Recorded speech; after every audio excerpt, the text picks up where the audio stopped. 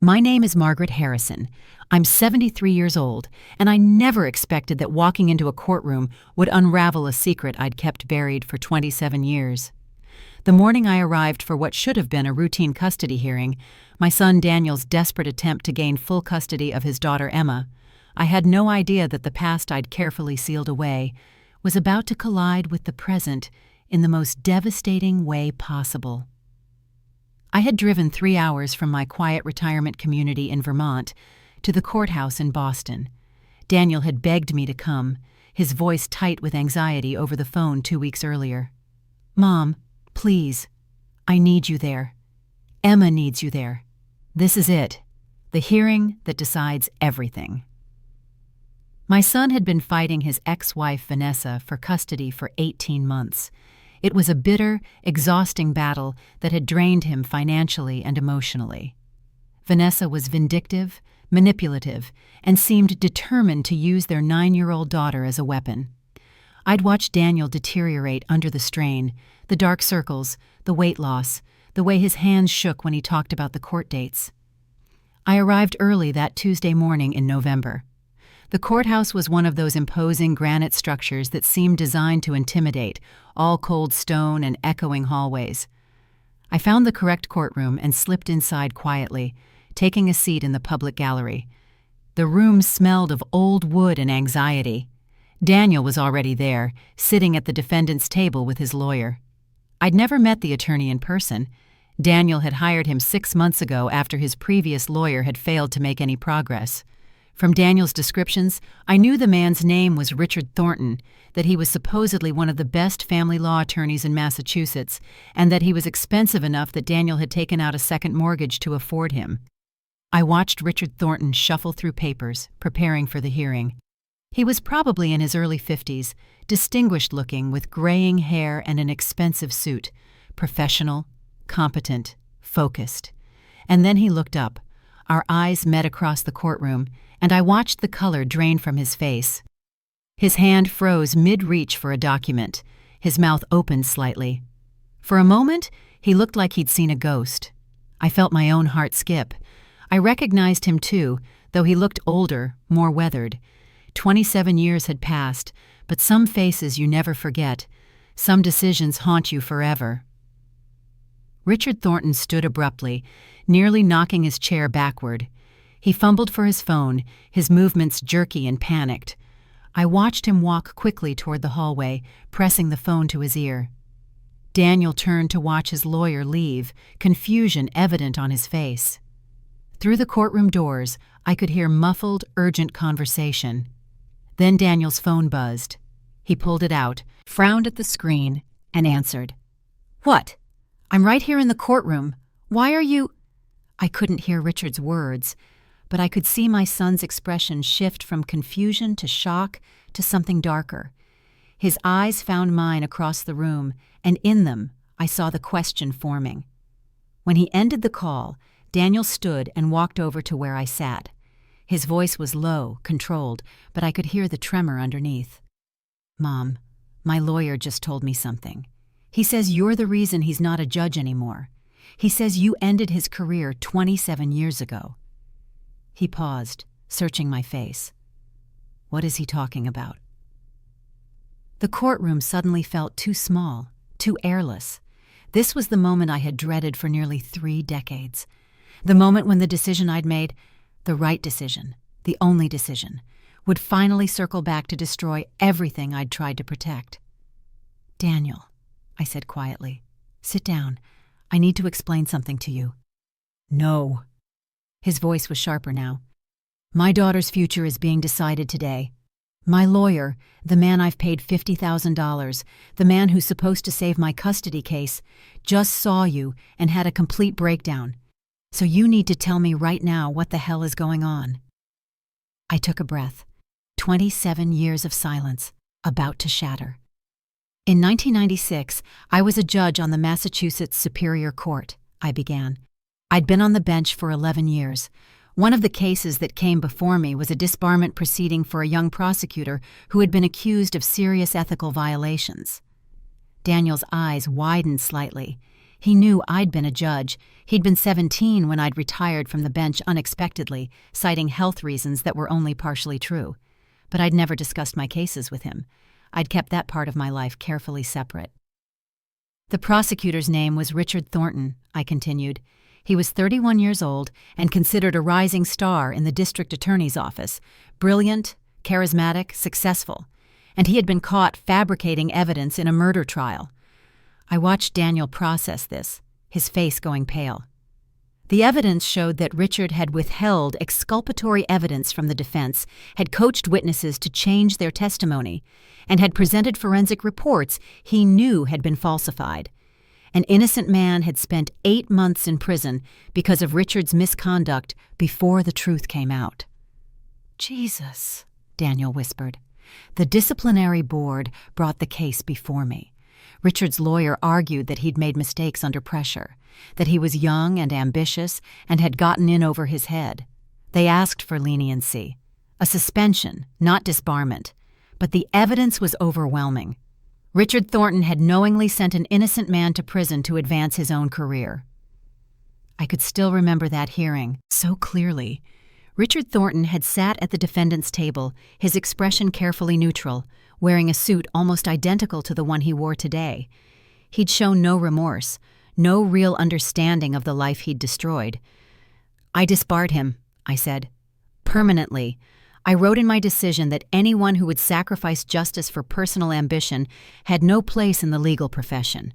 It was one of the harshest rulings I ever issued, and I've never regretted it." "But he's a lawyer now," Daniel said. "He's been practicing for years. He must have been reinstated," I said. After enough time passes, after demonstrating rehabilitation, the Bar Association can restore someone's license. It's rare, but it happens. I retired from the bench in 1997, a year after I disbarred him. I moved to Vermont, started a quieter life. I never followed what happened to him after that. Daniel sank into the seat beside me, his head in his hands. "My lawyer, the man defending my custody case, you destroyed his career." "I upheld justice," I corrected gently. "There's a difference." Before Daniel could respond, Richard Thornton returned to the courtroom. His composure was somewhat restored, but his hands still trembled slightly as he gathered his documents. He avoided looking in my direction entirely. The bailiff called the court to order. The judge, a woman in her 50s I didn't recognize, entered and took her seat. The hearing began. I want to say that Richard Thornton was professional despite the shock, that he compartmentalized his emotions and did his job. But that would be a lie. He was a disaster. His opening statement was disjointed, lacking the confident precision Daniel had described from previous hearings. He fumbled with exhibits, lost his train of thought multiple times, and failed to object to several prejudicial statements from Vanessa's attorney. I watched Daniel's face grow more desperate as the hearing progressed. Vanessa, meanwhile, was performing beautifully. She'd dressed conservatively, spoke in a soft, wounded voice, and painted herself as a devoted mother trying to protect her daughter from Daniel's instability. Her lawyer was sharp, aggressive, and clearly well-prepared. During a break, Daniel pulled Richard aside. Their conversation was heated, Daniel's gestures increasingly frantic. Richard kept shaking his head, his eyes darting nervously toward where I sat. When they returned, Richard addressed the judge. "Your Honor, I need to request a continuance. There's been an unexpected development that impacts my ability to effectively represent my client today." Vanessa's lawyer immediately objected. "Your Honor, this is the third time opposing counsel has attempted to delay these proceedings. My client has waited 18 months for resolution. Mr. Patterson's continued stalling tactics are—" "It's not a stalling tactic," Richard interrupted, his voice tight. "There's a legitimate conflict that's just come to light. What conflict?" the judge asked, her tone impatient. Richard hesitated, clearly torn. If he explained that his client's mother was the judge who'd ended his career, it would raise questions about his competency, about why he hadn't discovered this connection earlier. It would potentially open him to malpractice claims. "I need to confer with my client privately," Richard said finally. The judge granted a 15-minute recess. In the hallway, the confrontation erupted. Richard's professional facade cracked completely. "You should have told me," he said to Daniel, his voice shaking with barely controlled anger. "You should have disclosed that your mother was Margaret Harrison. Do you have any idea—" "How was I supposed to know you had history?" Daniel shot back. "You never mentioned being disbarred. You never—" "Because I've spent 27 years rebuilding my career." Richard's voice rose. "I clawed my way back from nothing. I had to retake the bar exam, start over in family law instead of criminal prosecution, spend years proving I'd reformed. And now she's here, sitting in that courtroom, watching me, judging me." "This isn't about you," Daniel said, his voice breaking. "This is about my daughter. I'm about to lose custody because you can't handle seeing my mother? You don't understand what she did to me. She stopped you from sending innocent people to prison," I interjected, stepping into their conversation. "That's what I did to you, Richard." He turned to face me, and I saw 27 years of resentment flash across his face. "You didn't just disbar me. You made sure I'd never work in criminal law again. You wrote a decision so scathing that every legal journal in New England published it. You made an example of me." "You made an example of yourself," I said calmly. "You fabricated evidence. You coached witnesses. You sent an innocent man to prison." "I was trying to get a murderer off the streets," Richard said. "The evidence wasn't perfect, but I knew David Reeves was guilty. I knew—" "You didn't know," I interrupted. "You believed. There's a crucial difference. And because you couldn't tell the difference, because you valued your conviction rate over the truth, an innocent man lost 8 months of his life." "He was guilty," Richard insisted, his voice desperate. 2 years after the case was dismissed, David Reeves killed his ex-girlfriend. He murdered her in exactly the way I'd accused him of attempting the first time. If I'd been able to convict him— "On fabricated evidence?" I asked. "Richard, that's not how justice works. You don't get to decide someone's guilt and then manufacture proof to match your conclusion. That's not prosecution, that's persecution." Daniel listened to this exchange with growing horror. "Wait, you actually believe you did the right thing? Even after you were disbarred?" Richard's face flushed. "I believe the system failed. I believe that sometimes the rules protect guilty people and prosecutors have to make difficult choices." "No," I said firmly. "Prosecutors have to follow the rules, even when it's difficult, especially when it's difficult. That's the entire foundation of our legal system." "Easy for you to say from the bench," Richard spat. "You never had to live with the consequences of letting dangerous people walk free because of technicalities." "I lived with the consequences of my decisions every single day," I replied, "including the decision to disbar you. I knew it would be controversial. I knew some people would think I was too harsh. But I also knew that if I didn't send a clear message about prosecutorial misconduct, I'd be failing in my duty as a judge." Richard laughed bitterly. "Well, you sent your message. You destroyed my life." "I held you accountable," I corrected. "You destroyed your own life when you chose ambition over ethics." Daniel stepped between us. "This is fascinating, truly. But I have a custody hearing in there that's falling apart. Richard, can you do your job or not?" Richard was silent for a long moment. Then he shook his head. "I can't. Not with her in the room. Not with—" He gestured helplessly. "I've spent 3 decades trying to move past what happened, seeing her, knowing she's watching me argue a case. I can't focus. I can't think straight." "Then withdraw," Daniel said, his voice hollow. "If I withdraw in the middle of the hearing, the judge will likely deny your custody petition by default," Richard said. "Vanessa's lawyer will argue that the disruption proves you're unstable, unreliable. You'll lose Emma." "And if you stay?" Daniel asked. "I'll try my best, but—" Richard trailed off, and we all knew what he wasn't saying. His best under these circumstances wouldn't be enough. Daniel turned to me, and I saw something in his eyes I'd never seen before, something that looked almost like betrayal. "You knew I was fighting for custody," he said quietly. "You knew how important this was. Why didn't you tell me about your history with Richard?" "I didn't know Richard Thornton was your lawyer," I said. "You only ever called him Richard. I never heard his last name, never saw a photo. It's not an uncommon name, and I never imagined—" "You should have told me you'd disbarred someone," Daniel insisted. You should have warned me that there might be lawyers out there who had grudges against you." He was right, and the guilt hit me like a physical blow. In trying to protect Daniel from the uglier parts of my judicial career, I'd failed to prepare him for the possibility that my past decisions might affect his present. The bailiff appeared in the hallway. "We're resuming in 2 minutes." Richard, Daniel, and I returned to the courtroom in strained silence. The second half of the hearing was even worse than the first. Richard's performance deteriorated further, and Vanessa's lawyer sensed blood in the water. He became more aggressive, presenting evidence of Daniel's financial instability, the second mortgage he'd taken to pay Richard's fees, his inability to maintain steady employment — he'd taken time off work to attend custody hearings — and his concerning reliance on his mother. My presence at the hearing twisted into something pathological.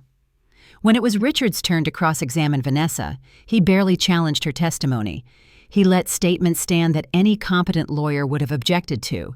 He failed to present several key pieces of evidence that Daniel had told me about, evidence that would have shown Vanessa's history of alienating Emma from her father, her pattern of making false allegations. I watched Daniel's hopes crumble in real time. His hands gripped the edge of the table so hard his knuckles went white. His jaw clenched. Once he turned to look at me, and the anguish in his eyes was unbearable. The judge called for closing arguments. Vanessa's lawyer delivered a polished, emotionally manipulative speech about protecting childhood innocence and maternal bonds. Richard's closing was barely coherent, a rambling collection of legal standards without the compelling narrative needed to win over a judge. When it was over, the judge announced she would issue her ruling within 10 days. We left the courthouse in silence. Outside, in the cold November air, Daniel finally spoke. "I'm going to lose her," he said, his voice flat. "I'm going to lose Emma because my lawyer couldn't get over something that happened before I was even born." "Daniel?" "No, Mom. You did the right thing 27 years ago. I understand that. But I needed to know. I needed to be able to make an informed decision about my legal representation. And you kept that information from me, just like you've kept so much of your past from me." That stung because it was true. After I'd retired from the bench in 1997, I deliberately distanced myself from my judicial career. I'd moved away, changed my lifestyle, rarely spoke about my years as a judge. Part of it was the stress. The job had taken a toll on my health and my marriage. Daniel's father and I divorced 2 years after my retirement. But part of it was shame, though I'd never admitted that to anyone. Not shame over my decisions. I stood by every ruling I'd made, but shame over the cost, the death threats after particularly controversial cases, the way Daniel had been bullied in high school because of my rulings, the constant weight of knowing that my decisions could destroy lives, even when they were legally and morally correct. I'd thought retirement would bring peace.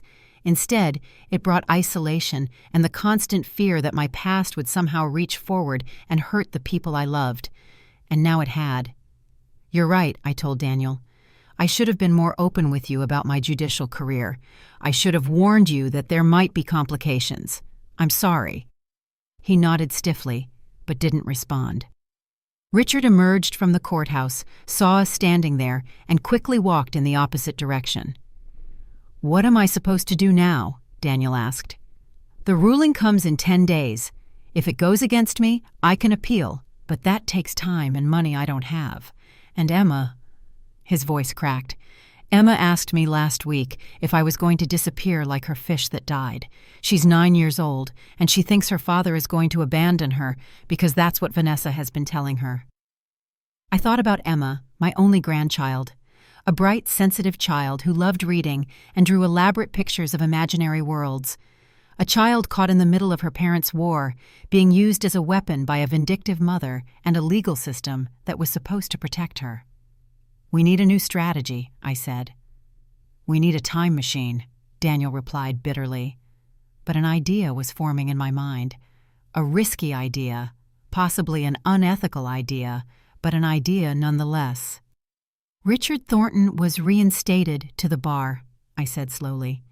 "That means he went through a lengthy process. He had to demonstrate rehabilitation, had to have his character scrutinized by the Bar Association. They don't just hand law licenses back to people who were disbarred for serious ethical violations. So there's a record. A paper trail of his reinstatement process, including character witnesses, employment history, possibly even psychological evaluations. And if Richard has truly reformed, if he really has spent 27 years becoming a better lawyer and a better person, then what happened today isn't consistent with that rehabilitation. Daniel looked at me. What are you saying? I'm saying that Richard Thornton allowed his personal feelings about me to interfere with his representation of you.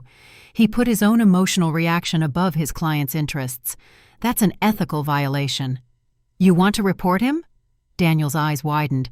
Mom, he's already been disbarred once. If we file a complaint now, his career shouldn't matter more than Emma's well-being, I said firmly. But I'm not talking about filing a complaint. Not yet. I'm talking about leverage. I could see the moment Daniel understood. You want to threaten him. I want to motivate him, I corrected. Richard knows he failed you today. He knows his performance was unacceptable. And he knows that if we document what happened, if we get a transcript of that hearing and show how badly he represented you because of his personal feelings about me, it could trigger a bar investigation. That's blackmail, Daniel said. But there was a spark of hope in his voice. It's negotiation, I replied. We're going to give Richard a choice. He can either find a way to fix the damage he caused today, or he can face the professional consequences of his ethical failure. How is he supposed to fix it? The hearing is over. The judge is deliberating. I smiled, though there was no humor in it. The ruling hasn't been issued yet. That means there's still time to file supplemental briefs, to request additional hearings, to present evidence that wasn't introduced today.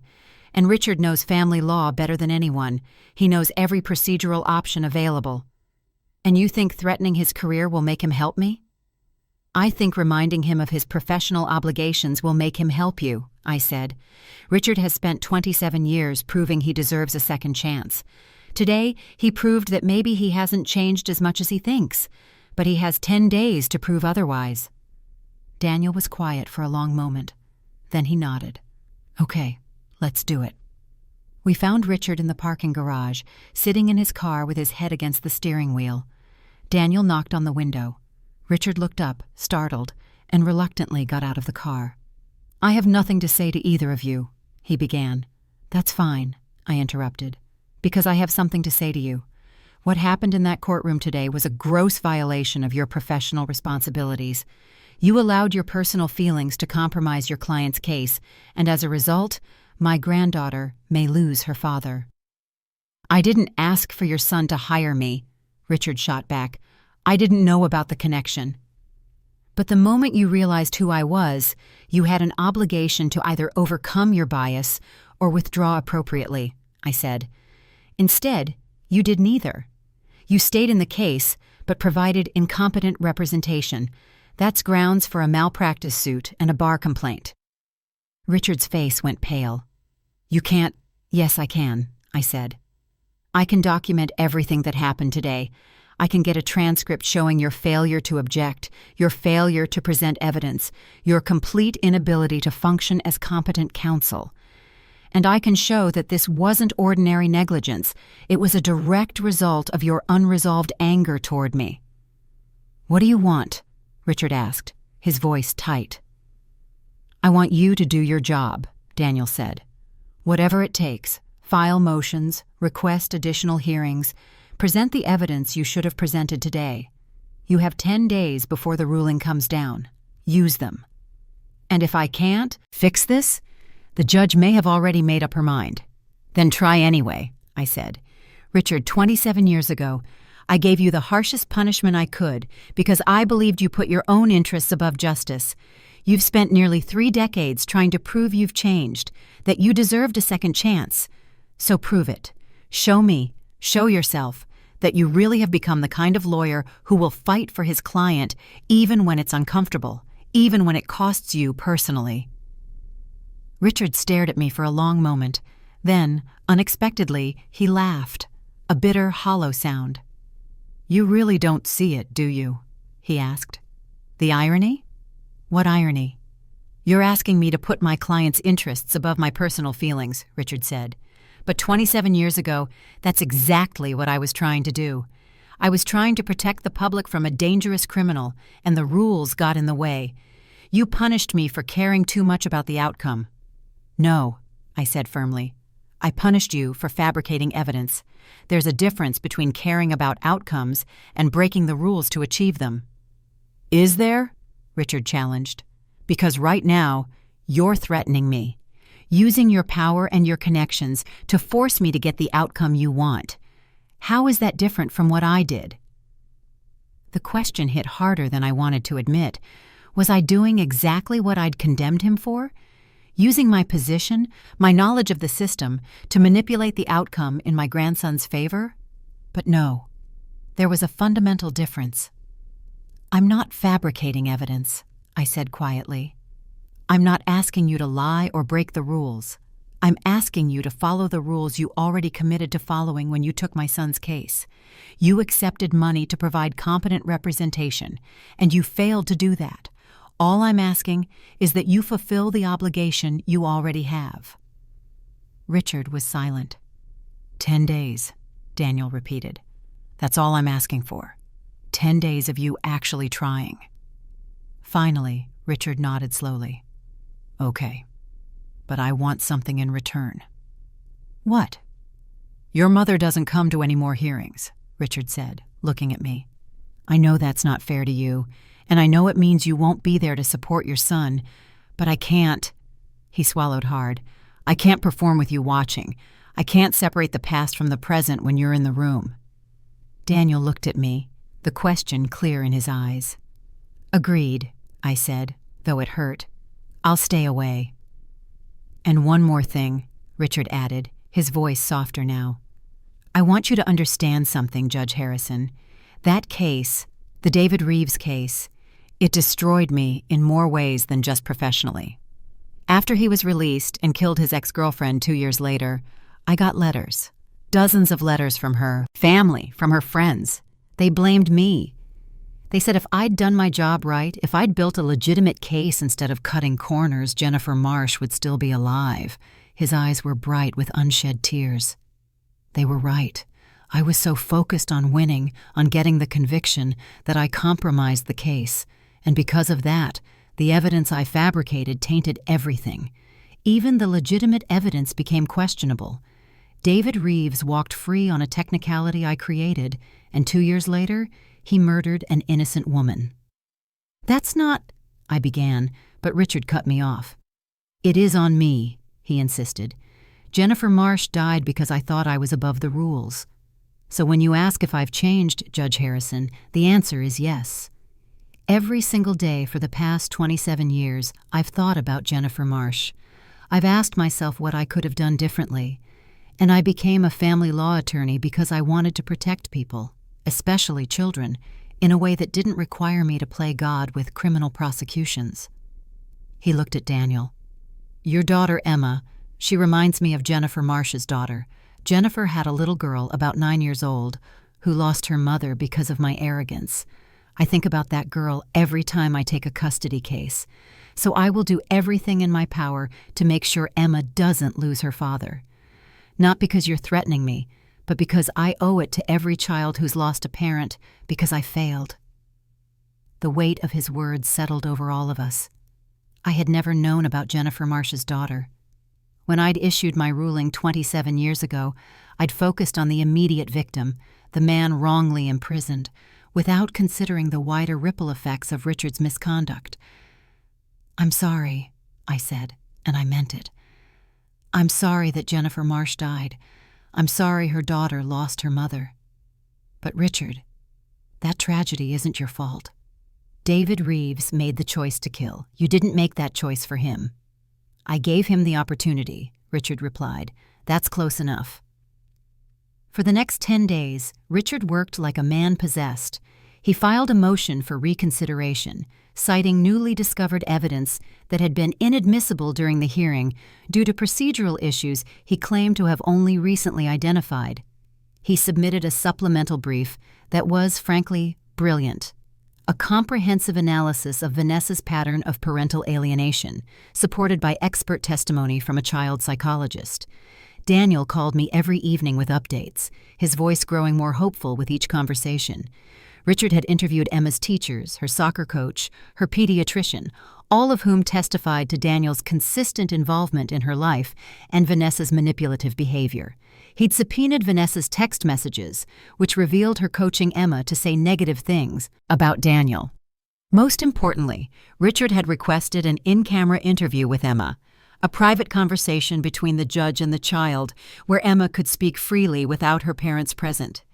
In that interview, Emma had reportedly broken down and begged to spend more time with her father. I listened to all of this from my home in Vermont, desperately wanting to be there, to support Daniel, to see the process unfold. But I'd made a promise to stay away, and I kept it. On the 10th day, the ruling came. Daniel called me, and I could hear the tears in his voice before he spoke. "We won, Mom. Not full custody. The judge granted joint custody with a 50-50 split. But Emma's primary residence will alternate weekly between us, and Vanessa is prohibited from making unilateral decisions about Emma's education or medical care, and the judge ordered family therapy for all three of us." I felt relief wash over me so intensely that I had to sit down. "That's wonderful, sweetheart. That's everything you wanted." "It's because of Richard," Daniel said. "His supplemental brief was incredible. The judge specifically cited it in her ruling. She said his documentation of parental alienation was the most comprehensive she'd seen in years." "I'm glad he came through." "He wants to talk to you," Daniel said. "He asked if you'd be willing to meet with him." I hesitated. "Why?" "I think he wants closure. Or maybe he wants to apologize, I'm not sure. But I think you should hear him out." So I drove back to Boston. We met at a coffee shop near the courthouse. Neutral territory, far from the scene of our previous confrontation. Richard looked different, less angry, less defensive. He ordered coffee for both of us and sat down across from me with the careful posture of someone approaching a difficult conversation. "Thank you for coming," he said. "Thank you for doing what you did for Daniel," I replied. He showed me the supplemental brief. It was excellent work. Richard nodded. "It's what I should have done from the beginning. What I would have done if I hadn't let my emotions compromise my judgment." "We all have moments where our emotions get the better of us," I said gently. "What matters is how we respond when we realize we've made a mistake." "I've been thinking a lot about what you said," Richard continued, "about accountability, about the difference between caring about outcomes and breaking rules to achieve them. And I realize now that for 27 years, I've been confusing the two things." He wrapped his hands around his coffee cup. "I told myself that I'd reformed, that I'd learned from my mistakes. But the truth is, I'd just found a new way to avoid accountability. I blamed you for my disbarment. I blamed the system for being too rigid. I blamed David Reeves for being a murderer. I blamed everyone except myself." "Richard," "Let me finish," he said. "When I saw you in that courtroom, I panicked. Not just because you were the judge who disbarred me, but because you represented the part of my past I'd never fully dealt with. The guilt, the shame, the knowledge that I'd betrayed everything I claimed to believe in." He met my eyes. "You were right to disbar me. Not just because of the evidence I fabricated, but because I fundamentally misunderstood what it means to be a lawyer. I thought being a lawyer meant winning, but it actually means serving your client, serving justice, serving the truth, and I'd lost sight of that." "You found it again," I pointed out. "The work you did for Daniel proved that." "Only because you forced me to," Richard said with a slight smile. "You held up a mirror and made me see what I'd become, someone who was still putting his own emotional needs above his client's interests, someone who was still, in a different way, fabricating a narrative, this time about his own rehabilitation." He pulled an envelope from his jacket pocket and slid it across the table. "This is a check for half of the legal fees Daniel paid me. I know it doesn't make up for my initial failure, but it's a start, and I wanted you to know that I'm seeking counseling, Proper counseling, not just the minimum required for bar reinstatement. I need to deal with the guilt about Jennifer Marsh, about David Reeves, about all of it. I pushed the envelope back toward him. Keep it. Use it to pay for that counseling. And Richard, the fact that you're seeking help, that you're willing to confront these painful truths about yourself, that's the real evidence of rehabilitation. You don't have to forgive me, Richard said quietly. I'm not sure there's anything to forgive, I replied. You made mistakes. You paid for them. You tried to do better. That's the best any of us can do. We talked for another hour. He told me about his journey after disbarment, the humiliation, the financial struggles, the long process of reinstatement. He told me about choosing family law because he wanted to work in an area where the stakes felt lower, where his mistakes wouldn't result in people going to prison, or worse, dangerous people going free. I told him about my own struggles after retirement, the guilt I felt about the cases I'd decided, wondering if I'd been too harsh or not harsh enough, the isolation of moving away from everyone I'd known, the difficulty of reconciling my identity as a judge with my identity as simply Margaret. You know what's funny? Richard said, as we prepared to leave.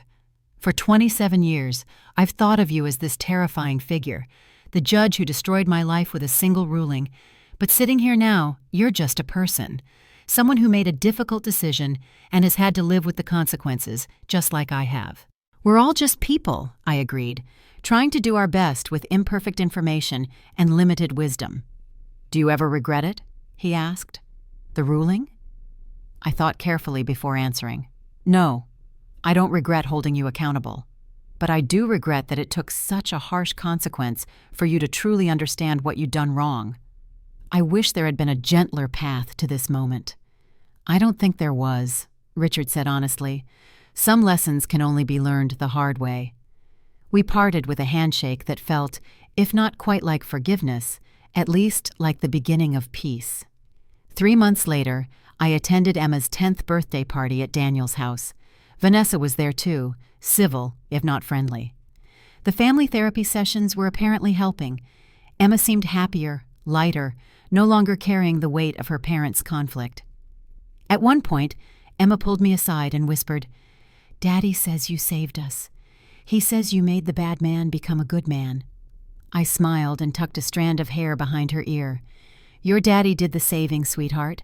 I just reminded someone of who they wanted to be." That night, after the party ended and Emma had gone home with Vanessa, Daniel and I sat on his back porch watching the sunset. "I've been thinking about something," Daniel said. "About what you did, using the threat of a bar complaint to motivate Richard. At the time, I was desperate enough to go along with it. But looking back, was that really any different from what Richard did 27 years ago? Using power and leverage to get the outcome you wanted?" It was the same question Richard had asked, and I'd spent 3 months contemplating the answer. "There's a difference between leverage and fabrication," I said finally. "I didn't lie. I didn't manufacture evidence. I simply pointed out that Richard's behavior was professionally unacceptable and that there would be consequences if he didn't correct it. That's not corruption. That's accountability." "But you used your knowledge of the system to gain an advantage," Daniel pressed. "Most people wouldn't have known they could threaten a bar complaint. Most people wouldn't have known how to pressure a lawyer that way." "You're right," I acknowledged. "I did use my insider knowledge, and I've asked myself repeatedly whether that was ethical. But here's what I keep coming back to. Richard had an obligation to provide competent representation. He accepted your money and your trust. When he failed to uphold that obligation, I simply insisted he fulfill it. That's not manipulation, that's enforcement." "And if he hadn't been able to fix things?" Daniel asked. "If his supplemental brief had failed and I'd lost custody anyway? Would you have actually filed the bar complaint?" I was quiet for a long moment. "I don't know," I admitted. I wanted to believe I would, that I'd hold him accountable regardless of the outcome. But honestly, if you'd lost Emma, if Richard's failure had cost you your daughter, I might have let my desire for revenge overcome my commitment to justice, and that terrifies me. Daniel looked at me with something like surprise. "I don't think I've ever heard you admit uncertainty about a moral question." I'm 73 years old, I said with a slight smile. I spent decades pretending I had all the answers because that's what judges are supposed to do. But the truth is, the older I get, the less certain I become about anything. The line between justice and revenge, between accountability and cruelty, between mercy and enabling, those lines are far blurrier than I wanted to believe when I was on the bench. "So what do we do?" Daniel asked. "How do we make decisions when nothing is clear?" "We do our best," I said. "We try to act from our highest principles rather than our basest instincts. We hold ourselves accountable when we fail. And we accept that sometimes we'll never know if we made the right choice. We can only know that we made a choice and tried to live with it honestly." The sun had nearly set, painting the sky in shades of orange and purple. In the distance, I could hear children playing, their laughter carrying on the evening air. "Richard called me last week," Daniel said. "He started a pro bono program at his firm, offering free legal services to parents who can't afford custody attorneys.